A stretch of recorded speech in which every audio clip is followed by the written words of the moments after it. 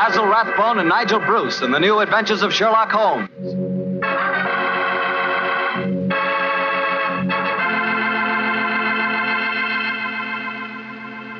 Invite you to listen to Dr. Watson tell us another exciting adventure he shared with his old friend, that brilliant detective, Sherlock Holmes.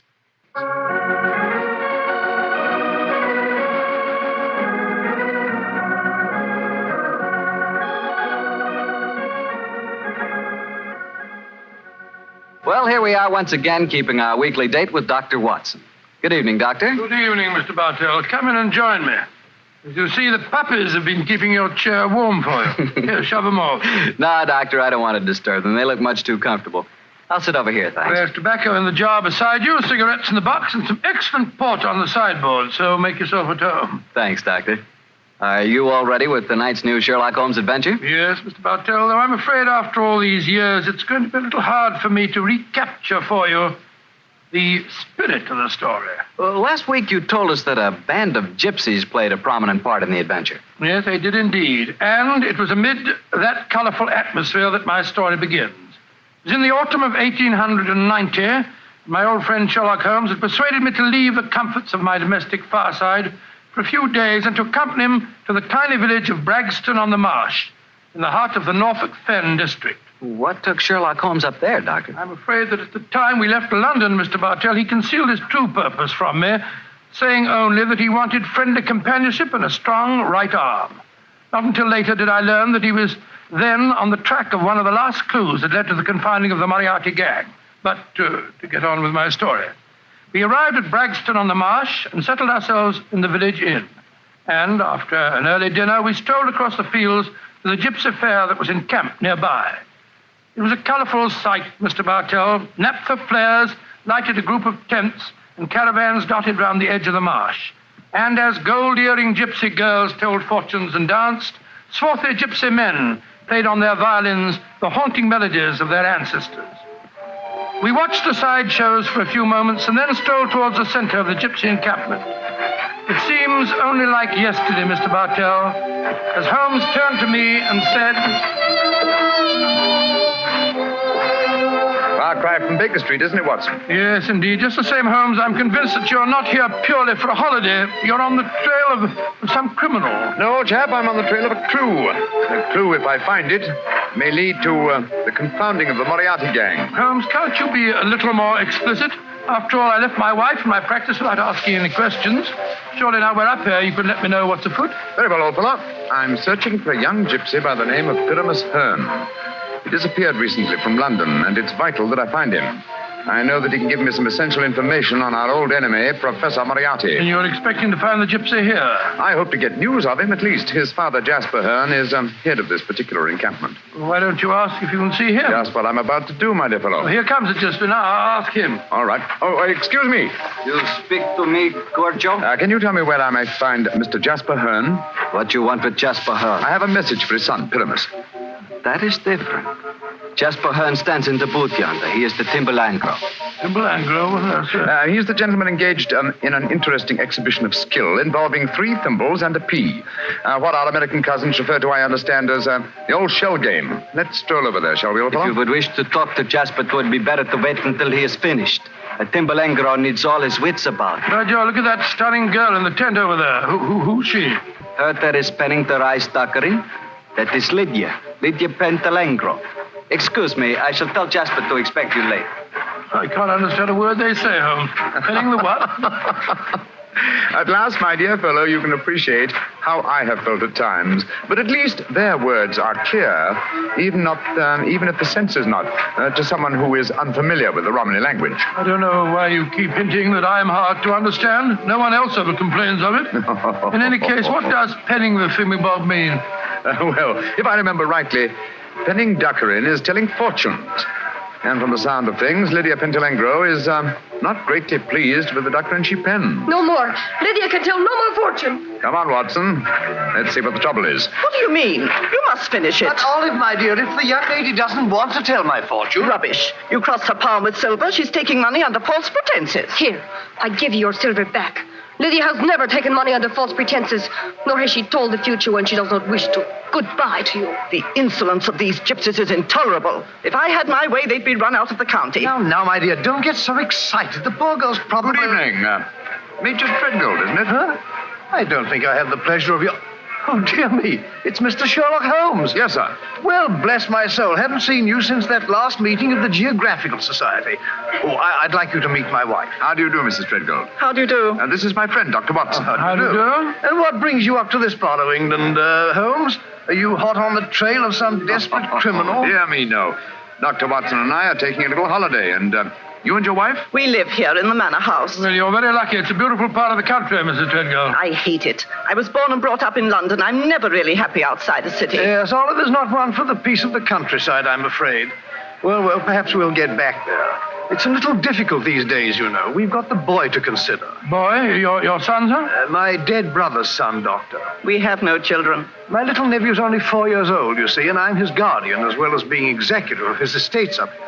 So you can understand it would be difficult for us to get back to London. It's only difficult because you put the child's happiness before mine, Arthur. Oh, now, Olive, you know I have to watch his interest up here. After all, when he comes of age, he'll be one of the richest young men in Norfolk. Yes, and with money that should have come to us. In any case, Arthur, if we do have to live up here, I'd find it more tolerable if you'd keep this gypsy scum off the estates. You seem to have taken a violent dislike to the gypsies, Mrs. Treadgold. May I ask why? Oh, they persecute us. They steal our sheep, they break our windows, and just the other day they wantonly led our prize pig into the Bragstone quagmire and let the beast perish. Why should they single you out for persecution like this, do you suppose? Well, I can't imagine. I've always tried to be nice to them. Too nice, Arthur. That's your trouble. Well, I have a very good reason for humoring them, my dear.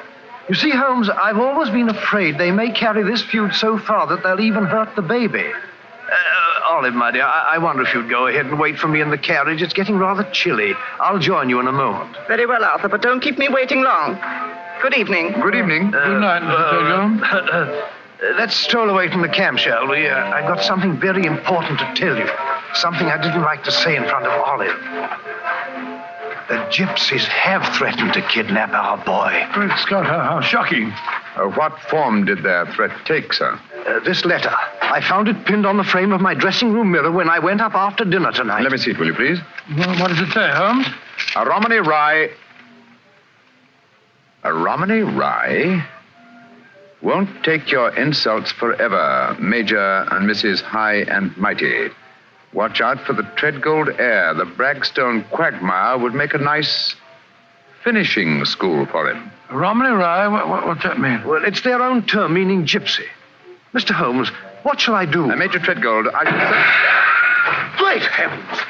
That shot just missed me. Where the blazes had come from? I can't see a soul. Easily have come from behind any one of those caravans ahead of us. If you wanted direct evidence, gentlemen, this is it. That is the first open attempt on my life. Holmes, what extraordinary luck for me that you're in the neighborhood. I'll pay you any fee you name to handle this business. It seems to me that this is a job for the police. I don't want to go to them. Oh, why not, sir? Well, I'm afraid that these attacks may stem from some injustice to the gypsies committed by my late brother. If that were so, I wouldn't wish to expose the fact. I want this kept private. What do you say, Mr. Holmes? Very well, sir. I'll accept the case.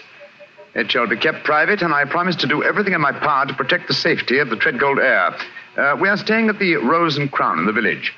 Please get in touch with me if there should be any further developments.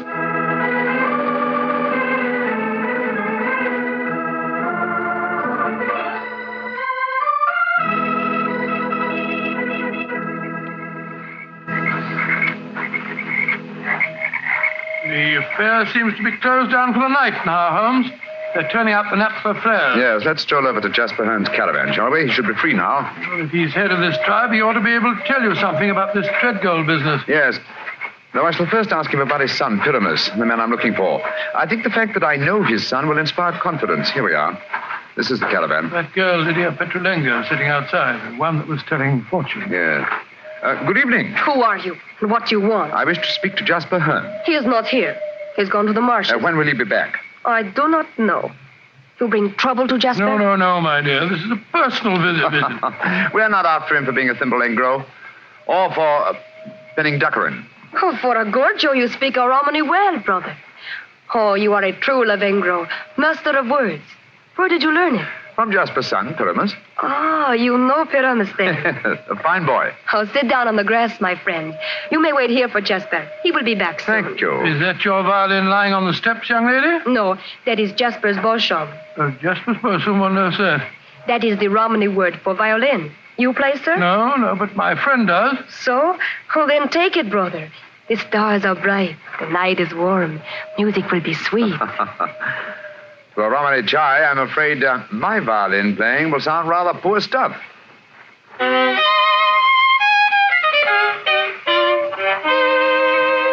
Play on, brother.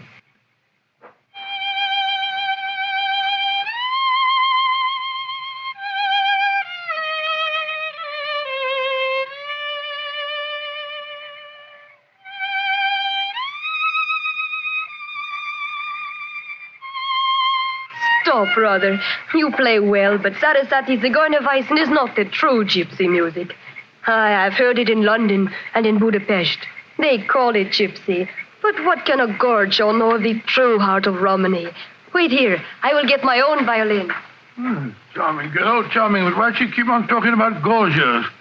Is that more of their confounded gibberish? Gorgio, old chap, is the term they use for anyone who is not a true gypsy. Now I will play for you the real gypsy airs. Thank you. I should appreciate it very much. But before you begin, I wonder if I might ask you a question. A friend of Pyramus may ask me any question. What is it? I observed you telling fortunes earlier on tonight. You refused to tell a certain gentleman's hand and gave the money back.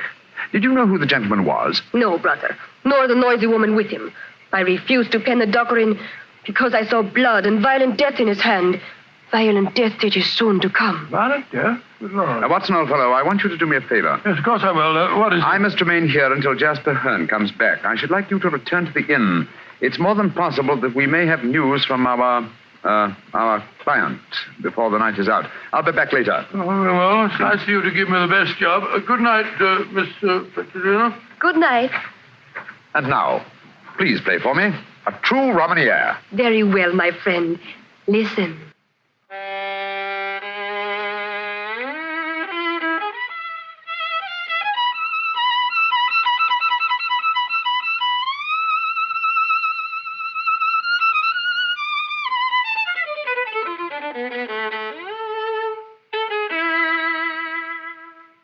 Now you must play, brother. I shall make a true Beauchamp of you. Come, see if you can follow me.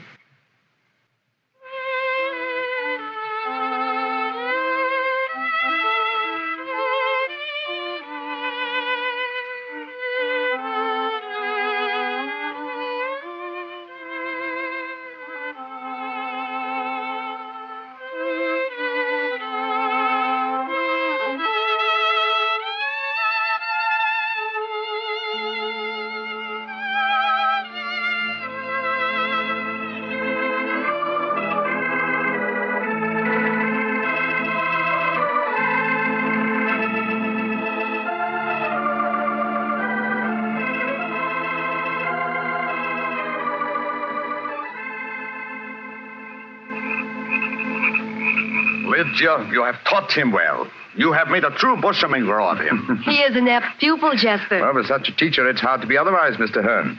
That is, if one has a spark of music in one's soul. Call me Jasper, brother. You have spoken well of my son. You have talked wisely to me of things that I have not understood.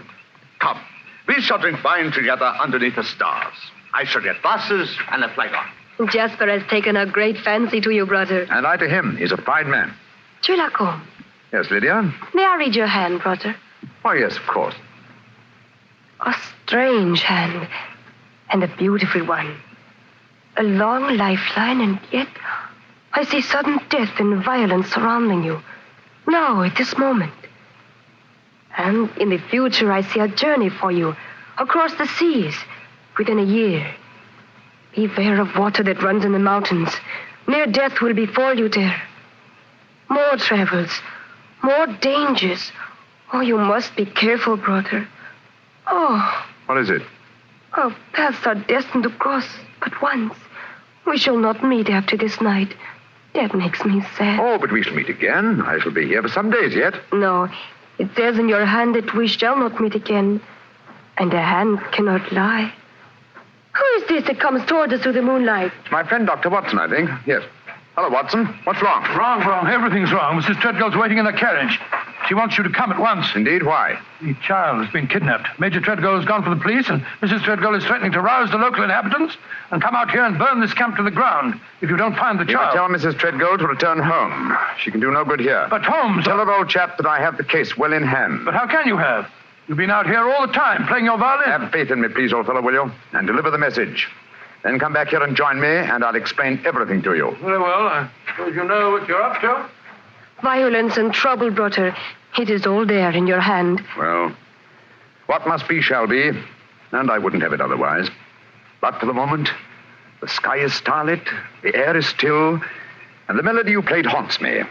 Let's play it together again, shall we? I should like that. I should like that very much.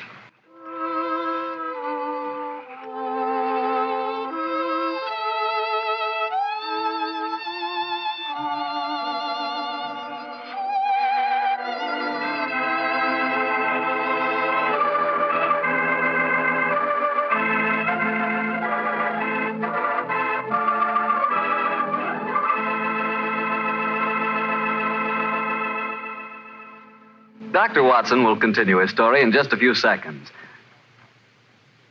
Well, Dr. Watson, I must say this is a strange story you're telling us. You mean to say that the heir to the Treadgold estates had been kidnapped, and yet Sherlock Holmes paid no attention? Yes, that's what it seemed like, Mr. Bartell. I couldn't understand him. I'd never known him to be so indifferent to a case. There he sat until the early hours of the morning as he and that girl scraped away at their violins and never said a word about the kidnapped baby. Finally, as we walked home across the field a few hours before dawn, his mind seemed to return to the matter at hand. He spoke quietly, and yet there was a note of suppressed excitement in his voice. Watson, my dear fellow, you're angry with me, aren't you? No, Holmes, I must say, but I'm confused. That girl seems to have bewitched you. Have you forgotten that you accepted the job of guarding the Treadgold heir, and that the child was kidnapped tonight? No, I'm fully aware of the fact. Holmes, for heaven's sake, stop being so infernally matter-of-fact. What's come over with you? Oh, possibly it's the mood of this mild autumn night. It is indeed a St. Martin's summer. So much so that I've left my coat and deerstalker cap behind me at the encampment. Let's go back, shall we? And incidentally, when we get there, I can set your mind at rest by showing you the kidnapped child. You mean you know where it is? Certainly. It's, in the camp. Then the gypsies did steal it. No, my dear fellow. I did. What? This is one of those occasions when you absolutely infuriate me, Holmes. If you must keep me up half the night while you have a fitting conflict with a gypsy girl, at least of all you can do is tell me what's going on. You say you stole the child yourself. In heaven's name, why? Because the threatening note to Major Treadgold was so obviously a fraud. Oh, why do you say that? You will remember that the letter began, "A Romany Rye will not take your insults forever." Now, a Romany Rye, despite what Major Treadgold said, does not mean a gypsy, but a man who knows about gypsy law. It is a term no true gypsy would apply to himself. He would use the expression Romany Chal. So it was obvious from the beginning that no gypsy threatened the child. Now, who else had a motive for harming it? Well, Major Treadgold, because he stood to inherit the estate. Yes, or his wife. It's quite obvious she has no liking for our present life, and the child is an obstacle to a new one. With the child kidnapped and later made away with, obviously they both stood to gain a great many of the things they wanted. Yes, Joe, you're right. And whoever the culprit is took the precaution of pinning the blame in advance on the unfortunate gypsies by writing the false kidnapping note. Wait a minute, but how about the shot that was fired at us tonight as we walked with Major Treadgold? Probably fired by an accomplice to the plot, in order to give authenticity to the supposed danger. And the child is now in the gypsy encampment. Yes, I promised that I would protect the Treadgold heir, and so I arranged with Jasper Hearn to have the boy kidnapped for his own safety. But if anyone should find the child, they'll say the gypsies deliberately stole him. Oh, I'm quite certain that before that occasion arises, old chap, the criminal will have shown his or her hand. Come on, old fellow. Put your best foot forward. It's a long way back to the camp yet, and it's nearly dawn.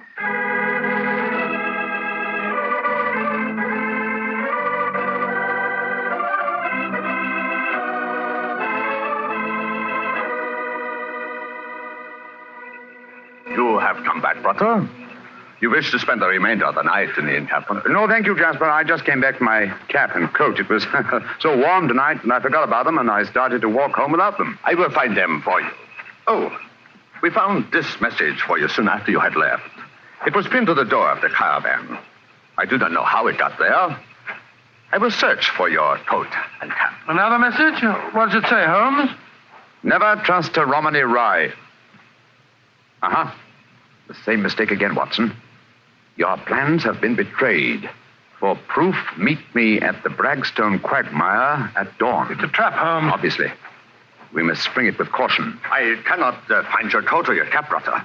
It has vanished. Vanished? May I speak to Lydia? That is strange thing, too. Lydia has gone also. She's gone. Tell me, Jasper, did she read this note? Yes, she did. She could not help reading it. Then she, too, realized it was a trap. She went out in my coat and deerstalking hat to keep the appointment for me. Holmes, we must go after her. Jasper, call out the Romany Childs. There's a devil waiting to be caught in the Bragstone quagmire.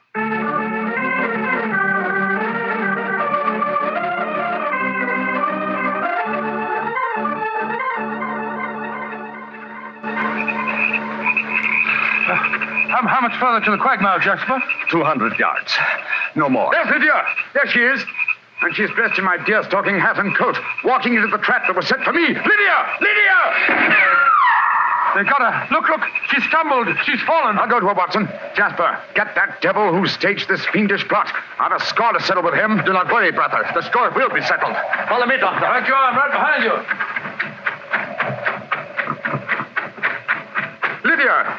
Lydia. Sherlock Holmes, I was wrong. We do meet again. Your hand lied to me. Oh, Lydia. You're wounded. What can I do for you? There is nothing you can do, brother. No one can help me now. There is little pain. There is little time. Please, hold my hand. There. Tell me, Lydia, did you see who fired the shot? Yes, it was the man whose fortune I told today. The man with the noisy wife. Major Treadgold. Jasper and the men will take care of him.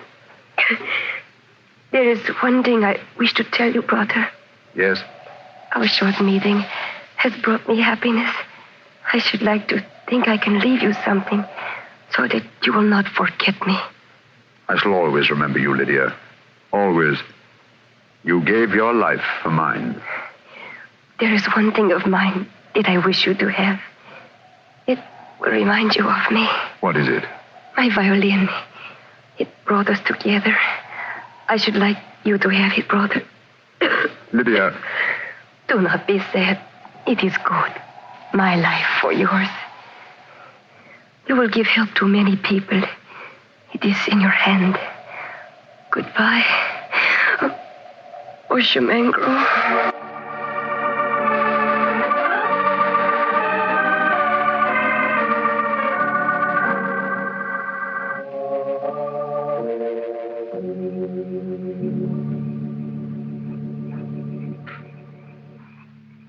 Holmes, it was dreadful.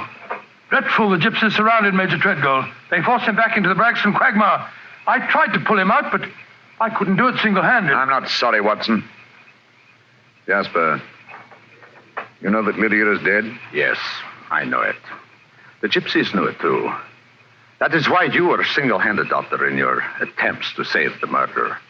No Romany child would raise a finger to help him. Yes, I can understand that, but great Scott, man, if you'd seen his face as the quaking mud sucked him under. Lydia's death was less dramatic, but equally moving, I assure you. Sherlock Holmes, I met you less than 5 hours ago. You have saved my tribe from a devilish plot that would have blackened their names. A plot that would have driven them from the countryside.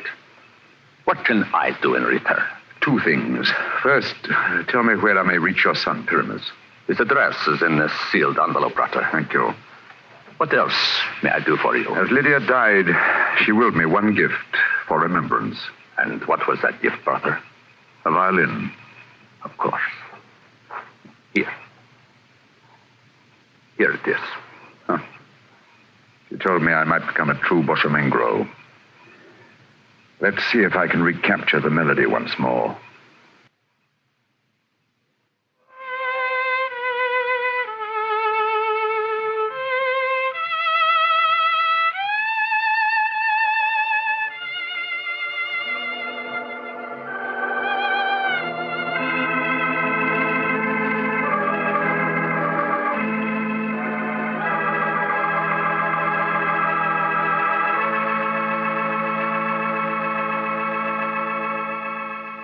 Doctor, that was a very strange story. A very fascinating one.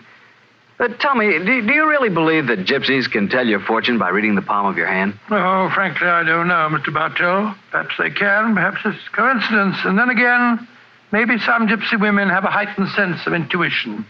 You know, a woman's intuition can be an extraordinary thing. Yeah, so my wife keeps telling me.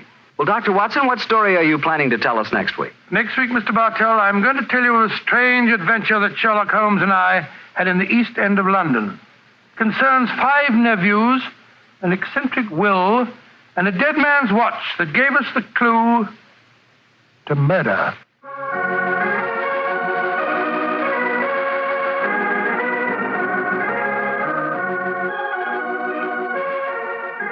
Tonight's Sherlock Holmes adventure was written by Dennis Green and Anthony Boucher and was suggested by an incident in the Sir Arthur Conan Doyle story, The Adventure of the Red Circle. Music is by Dean Fossler. Mr. Rathbone appears through the courtesy of Metro-Goldwyn-Mayer, and Mr. Bruce through the courtesy of Universal Pictures. They are now starring in the Sherlock Holmes series.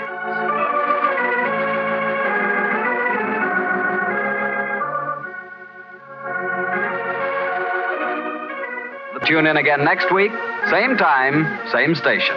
Sherlock Holmes comes to you from our Hollywood studio.